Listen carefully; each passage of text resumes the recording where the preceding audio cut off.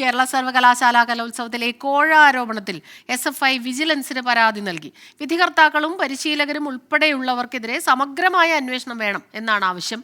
Programme കൺവീനറും SFI Thiruvananthapuram ജില്ലാ പ്രസിഡന്റുമായ നന്ദനാണ് പരാതി നൽകിയത്. വാട്സാപ്പ് ചാറ്റുകൾ ഉൾപ്പെടെയുള്ള തെളിവുകളും പരാതിക്കൊപ്പം സമർപ്പിച്ചിട്ടുണ്ട്. അഖിൽ ഷാ അൻസാർ ചേരുന്നുണ്ട് വിവരങ്ങളുമായി തിരുവനന്തപുരത്തു നിന്ന്. ഈ വാട്സാപ്പ് ചാറ്റുകളിൽ എന്താണ് തെളിവുകൾ? അത് ഉൾപ്പെടെയുള്ള തെളിവുകൾ എന്ന് പറയുമ്പോൾ മറ്റ് തെളിവുകൾ എന്തെല്ലാമാണ്? കൂടുതൽ വിവരങ്ങൾ ലഭിക്കുന്നുണ്ടോന്ന്?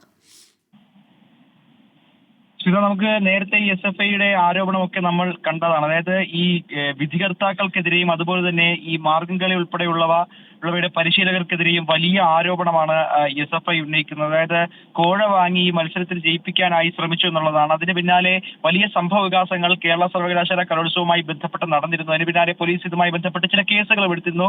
ചില വിധികർത്താക്കൾ അറസ്റ്റിലാവുന്ന സംഭവങ്ങളും ഉണ്ടായിട്ടുണ്ട്. അതിന് പിന്നാലെയാണ് ഇതിൽ മറ്റ് നടപടികളൊന്നും ഉണ്ടാകാത്ത സാഹചര്യത്തിൽ കേരള സർവകലാശാലയിൽ തന്നെ ഈ പ്രോഗ്രാം കൺവീനർ ആയിട്ടുള്ളതും അതുപോലെ തന്നെ SFIയുടെ തിരുവനന്തപുരം ജില്ലാ പ്രസിഡന്റുമായ നന്ദൻ ഈ ഘട്ടത്തിൽ വിജിലൻസിന് ഒരു പരാതി നൽകിയിട്ടുള്ളത്. ഈ വിധികർത്താക്കളും അതുപോലെ തന്നെ പരിശീലകരും ഉൾപ്പെടെയുള്ളവരെ അവർക്കെതിരെ സമഗ്രമായ ഒരു അന്വേഷണം വേണമെന്നുള്ള ആവശ്യം ഈ പരാതിയിൽ പറയുന്നുണ്ട്. ഒപ്പം ഈ തെളിവുകൾ അടക്കമാണ് ഈ പരാതിയിൽ നൽകിയിരിക്കുന്നത്. അതായത് വാട്സപ്പ് ചാറ്റുകളുണ്ട്, അതുപോലെ തന്നെ ശബ്ദരേഖയുണ്ട്. ഏറ്റവും പ്രധാനമായും SFI വ്യക്തമാക്കുന്നത് ഇവർ ഈ കോഴ ആരോപണവുമായി ബന്ധപ്പെട്ട് അല്ലെങ്കിൽ കോഴ വാങ്ങുന്നതുമായി ബന്ധപ്പെട്ട് നടത്തിയ ചാറ്റുകളും അതുപോലെ തന്നെ ചില ഫോൺ സംഭാഷണങ്ങളും ഉൾപ്പെടെ ഇവരുടെ കയ്യിലുണ്ട് എന്നുള്ളൊരു കാര്യവും SFI വ്യക്തമാക്കുന്നുണ്ട്. എന്തായാലും വിജിലൻസിന് പരാതി നൽകി അത് അടിയന്തരമായി ഒരു അന്വേഷണം വേണമെന്നുള്ളൊരു ആവശ്യവും SFI ഉന്നയിക്കുന്നുണ്ട്. സ്മിത.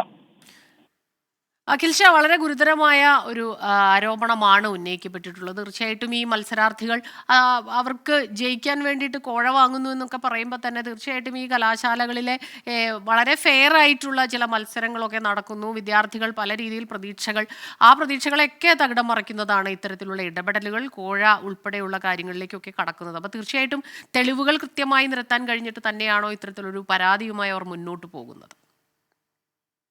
ഈ SFI അവരുടെ ആ തെളിവുകളിലും അതുപോലെ തന്നെ അവരുടെ പരാതിയിലും ഉറച്ചു നിൽക്കുകയാണ്. അതുകൊണ്ട് തന്നെയാണ് ഈ കൂടുതൽ വ്യാപകമായ ഒരു അന്വേഷണം വേണമെന്ന് അവർ ആവശ്യപ്പെടുന്നത്.